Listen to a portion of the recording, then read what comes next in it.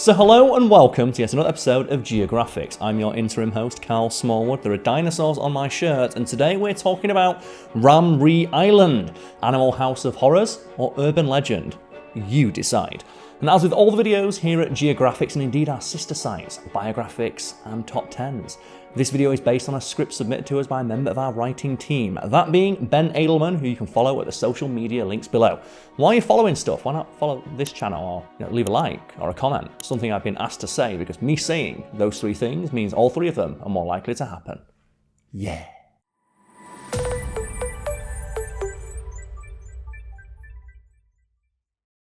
It isn't a very big or important place. Not many people live there, either historically or today. It isn't a tourist destination or a tropical paradise. It doesn't even appear all that different from the mainland. Under normal circumstances, nobody outside of Myanmar would have ever heard of Ramree Island. But just like many previously unremarkable places on Earth, war came to visit Ramree in 1945, and with it came one of the most horrifyingly gruesome stories in the history of warfare.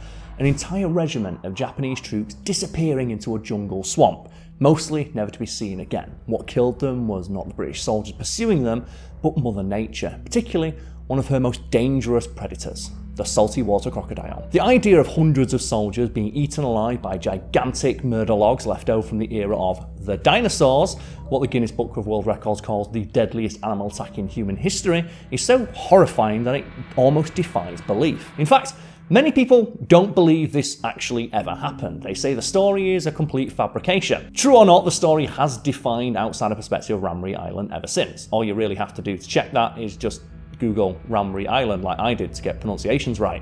And you'll see that there are plenty of otherwise reputable channels out there telling you the definitely true story of that time a bunch of Japanese soldiers got eaten by some alligators. Actually no, crocodiles. They're very different. The way you tell the difference is that when you say goodbye to a crocodile, it says it'll see you in a while, whereas an alligator will see you later. So is the story true or not? Well, why don't we tell you the full story as far as we've been able to research it, and you make your own mind up and let us know in the comments below.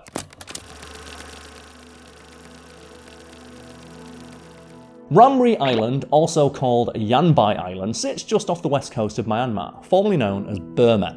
And we do mean right off the coast. It's separated from the mainland by a channel that has an average width of about 150 metres or 490 feet. In fact, on most maps, unless you zoom in really far, it doesn't look like an island at all, more like just a large peninsula. That said, Ramree is the largest island in Myanmar, with a land area of roughly 1,350 square kilometres or 520 square miles, roughly the same size as Okinawa or Rhodes. As for the population, about 98,000 people live there today, but throughout most of its history it was sparsely populated, mostly by small fishing settlements. The island was previously used as a trading post by the Kingdom of Murakyu, which controlled much of the eastern coastline of the Bay of Bengal from 1429 to 1785, when it was conquered by the Third Burmese Empire. The last king of Murakyu, Maha Thamada, actually came from Ramree itself. In 1885, following a series of wars, Burma became a British colony, though it appears they paid little attention to Ramree. After all, it was a long way from the capital and a major port, Rangoon, today called Yangon, and much of it was covered by thick mangrove swamps, as it is today.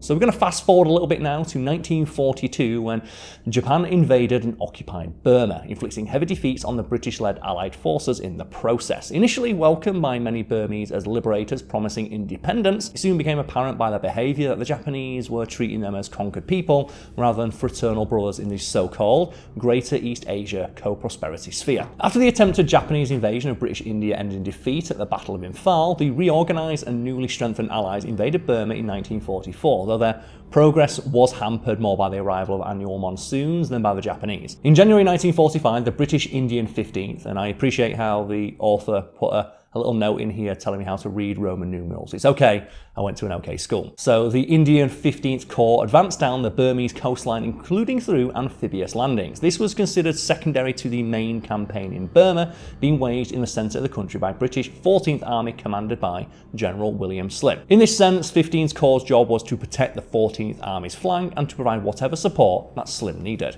One of the most important factors in the success of the campaign was air superiority, preferably in places that could be resupplied by sea, and it just so happened that Ramree Island already had an airbase and a deep water port, and it's going to be a word that I'm going to try to pronounce Kyauk Phayu, which I hope I'm pronouncing correctly, which made it a highly desirable target for the British. The only problem was the Japanese garrison, a regiment of about 1,000 men commanded by Colonel Kanishi Nagasawa. So the Allies drew up plans to take Ramree Island. The 26th Indian Infantry Division, a mixed British and Indian formation commanded by General Major Cyril Lomax, was assigned to capture the island, and they went ashore on January 21st, 1945, following a massive bombardment by the battleship HMS Queen Elizabeth. They managed to take the port almost without a fight and began to push down the western coastline, encountering increased resistance as they went.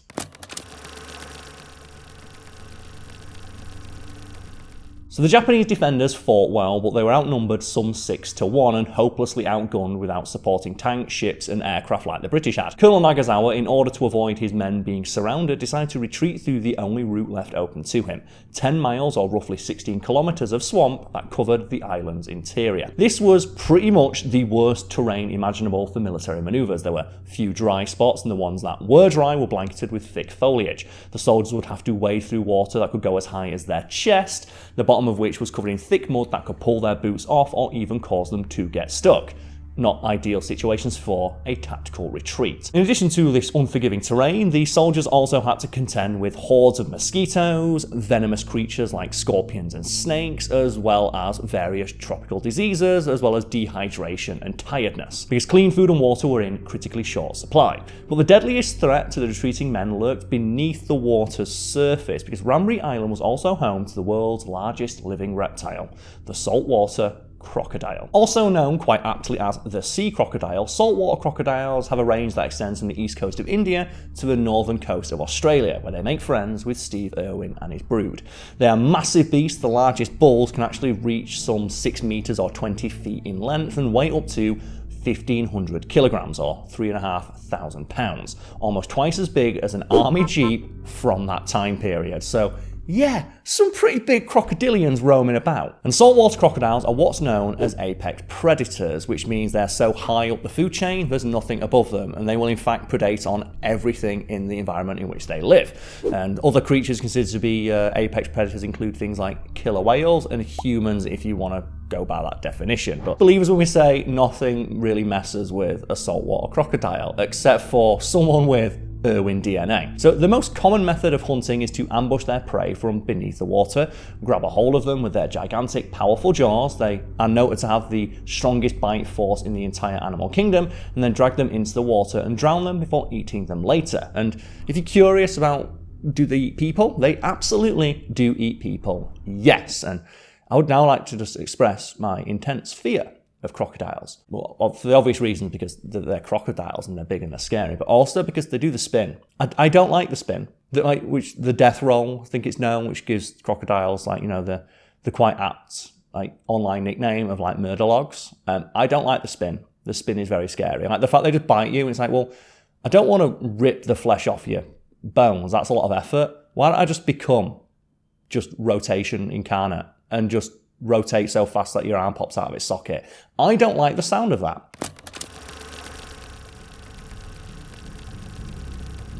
So by February 17th, the Battle of Ramree Island was over for the most part. Allied casualties were listed as, and I quote, trifling, while it was reported that almost all the Japanese defenders had been killed. But what actually happened to them? Not all of the Japanese dead had been killed by the British and Indian soldiers or by bombardment of ships and planes. Many of their bodies had not actually been found yet. A rather horrific answer was soon put forward. So as early as February 24th, war correspondents from Reuters were reporting that many Japanese who had retreated in the mangrove swamp had been, and I quote once again, eaten by crocodiles. And it is worth pointing out that it was a very persistent rumour among Allied soldiers participating in the Burma campaign that hundreds of Japanese soldiers had been killed and devoured by crocodiles, though no one ever came forward as having actually witnessed this happening. World War II ended in August 1945, as I hope we all learned in school. The troops went home and Ramree Island was largely forgotten about. That was until 1962, when a Canadian naturalist named Bruce Wright published a book called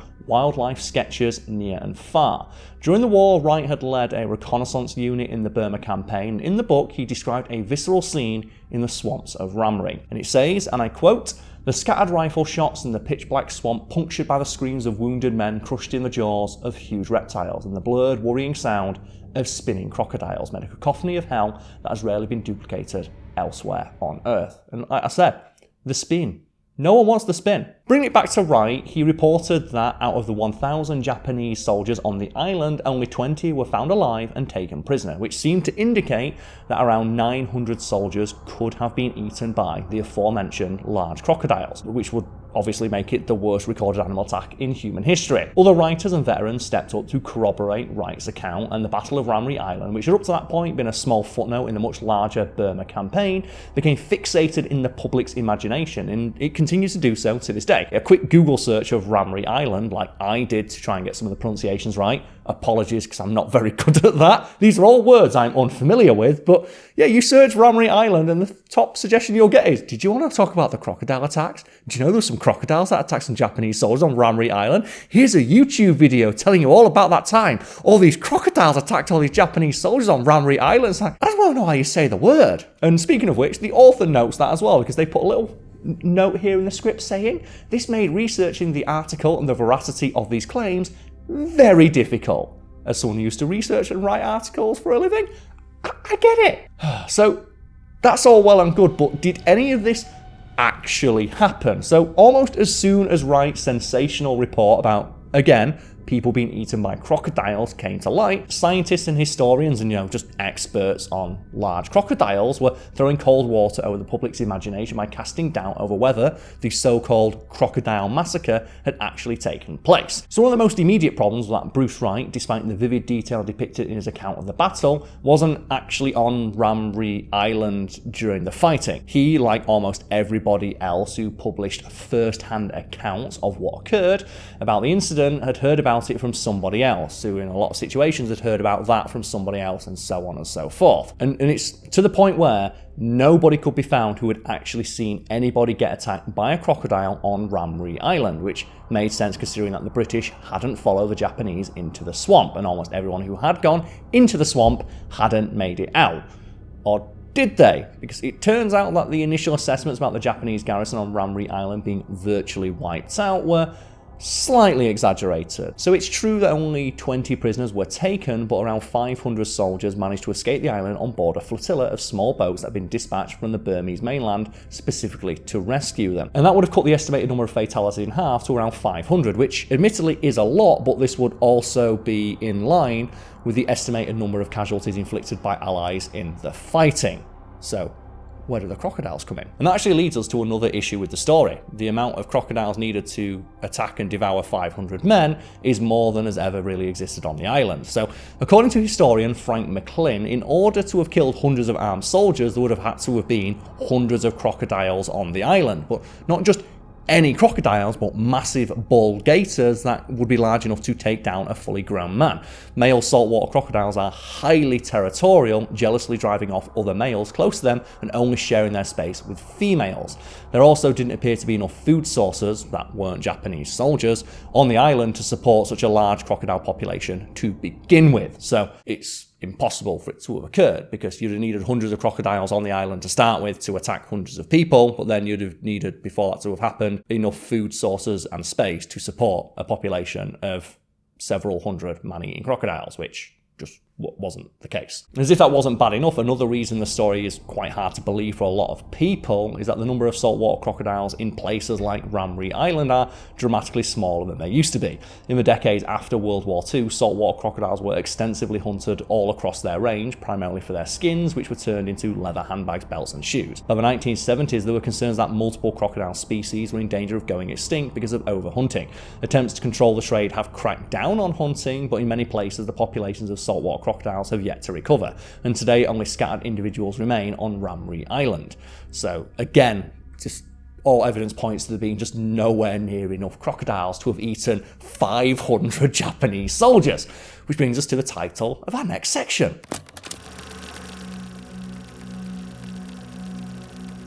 In the year 2000, Stephen Platt, a noted herpetologist and expert on reptiles like, big-ass crocodiles, visited Ramree Island to settle the question of the crocodile massacre once and for all. Platt interviewed Ramree residents who had survived the Japanese occupation, many of whom had been subjected to forced labour and other cruelties at the soldiers' hands. Every single person he interviewed asserted that there was no way hundreds of soldiers had been killed by crocodiles, and as Platt would later point out, who would know better than the people who live there? One interesting fact that came to light during Platt's project was a story of a witness who had actually seen a massed crocodile attack in the Battle of Ramree Island. Specifically, while the Japanese were retreating in the face of the Allied onslaught, a group of them had attempted to cross the Min Chuang, a tidal creek which is just one of hundreds of small bodies of water on Ramree frequented by crocodiles. Between 10 and 15 soldiers were attacked and killed, though no comment was made about whether or not they were eaten. So, 10 to 15, 500! There's a lot of wiggle room there that someone's making. So could this be the origin of the Crocodile Massacre story? After all, most of the servicemen who later recounted the story had first heard of it from somebody else, who'd heard it from somebody else, and so on and so forth. And anyone who'd ever played the game Telephone knows that the further away a story gets from its originator, the more distorted and exaggerated it tends to get. Further research, including that conducted by historians and author Dr. Sam Willis, a part of a TV show on National Geographic, studied military records in both British and Japanese archives, and all sides indicated that the majority of Japanese deaths on Ramree Island were either as a result of enemy action, i.e. being shot, malnutrition, disease, or drowning. And what many Allied soldiers did report witnessing, however, was seeing crocodiles eating the bodies of Japanese soldiers who were already dead, which would explain why they weren't recovered and why it was assumed that the crocodiles had killed them. More than likely, the crocodiles had simply just found them after they died from the aforementioned reasons and scavenged their corpses. Few creatures on Earth are likely to turn down a free meal after all. Despite the fact that the urban legend of Ramree has been pretty confidently debunked by experts, it's still a widely held belief among many people, particularly on the internet. But the finger of blame here can be pointed in many different directions, and one direction it needs to be pointed to is towards the Guinness Book of World Records, which claims to thoroughly research and document everything they put into their annual editions, and they first published the Ramree story in 1968, claiming it was the deadliest attack on humans by crocodiles based largely on the account of Bruce Wright. And admittedly, when they were presented with new evidence to the contrary of this claim, they did retire that record in 2017. And as a result of all this misinformation flowing around, it's difficult to find actual hard information about Ramree Island today. Further compounding the difficulty in separating fact from fiction is the fact that it's difficult to just find any information about Ramree Island or Burma in general. When I say Burma, I'm using Burma and Myanmar here interchangeably. I'm saying Burma because that's what it was called historically around the time this story happened, or was purported to have happened, but it's called Myanmar today. So forgive me for using them interchangeably. It's done that way in the scripts, and it's very difficult to just mentally change the two words over while reading from a teleprompter. But the important thing to note is that for many years, Burma/Myanmar has been under the rule of a military dictatorship. The military, known as the Tatmadaw, is notoriously secretive and repressive, and Myanmar's ruling regime has been called one of the most oppressive and violent in the entire world. Little information about the whole country gets out to international observers, much less a small out-of-the-way place like Ramree Island. So understandably, just finding things like historical records or just going there to interview people who lived through the time period to just ask them is very, very difficult, if not outright impossible, without an extraordinary amount of resources being expended. One big development on the island was a recent construction of a crude oil and natural gas pipeline that broke ground in 2011. An ambitious project conducted in partnership with the Chinese government. The pipeline stretches from the Ramree port of, here's the word that I'm really bad at pronouncing, Kayak Phayou, 771 kilometers or 479 miles to Kunming, the capital of China's Yunnan province. The pipeline is primarily an initiative of the Chinese, who wanted a way to ship petroleum products from oil wells in the Indian Ocean to China without having to ship it through the crowded and treacherous Strait of Malacca.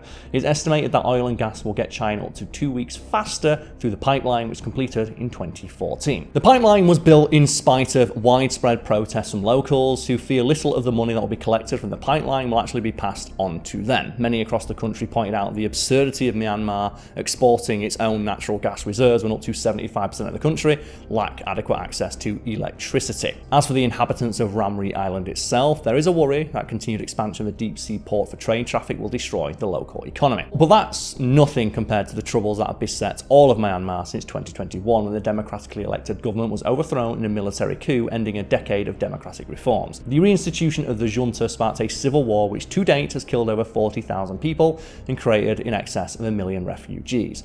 Much of the Rakhine state, which the Ramree is a part of, is controlled by the Arkhan Army, the AA, a local ethnic armed organisation that has been fighting the military on and off since 2009. However, the island itself appears to be still controlled by the junta, since the development of the port at, the word that I'm really bad at pronouncing, is continuing uninterrupted.